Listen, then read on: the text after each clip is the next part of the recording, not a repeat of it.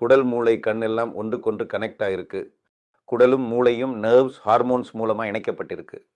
நமக்கு அதிக tension, stress வந்தா முதல்ல பாதிக்கப்படுறது குடல் தான். குடல் பாதிக்கப்படும்னா அழற்சி அதிகரிக்கும். அந்த அழற்சி கண்களை பாதிச்சு ட்ரை ஐயை அதிகரிக்கும். அதனால தான் ஸ்ட்ரெஸ், கட் ஹெல்த், ஐ ஹெல்த் மூன்றுமே ஒரே சங்கிலி மாதிரி இணைந்திருக்கு. அப்படின்னா நாம் என்ன செய்யலாம்? குடல் நல்லா இருந்தால் உடம்புல அழற்சி குறையும், கண்ணீர் உற்பத்தி நல்லா இருக்கும், ட்ரை ஐ பிரச்சனை தானாகவே குறையும். கடைசியில் ப்ரோபயோட்டிக் அண்ட் ப்ரீபயோட்டிக்னா என்ன?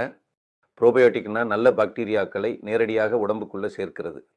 ப்ரோபயோட்டிக் உணவுகள் தயிர், மோர், வீட்டில் தயாரிக்கப்பட்ட ஊறுகாய், பன்னீர், புளித்த கஞ்சி போன்றவற்றில் ப்ரோபயோட்டிக்ஸ் உள்ளன.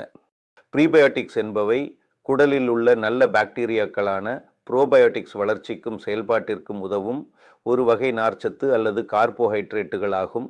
இவை ப்ரோபயோட்டிக்ஸுக்கு உணவாக செயல்பட்டு குடல் ஆரோக்கியத்தை மேம்படுத்துகின்றன.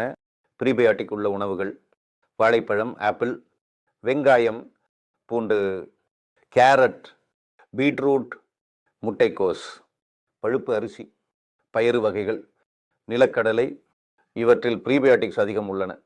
இந்த ரெண்டும் சேர்ந்தாதான் குடல் நல்லா இருக்கும்.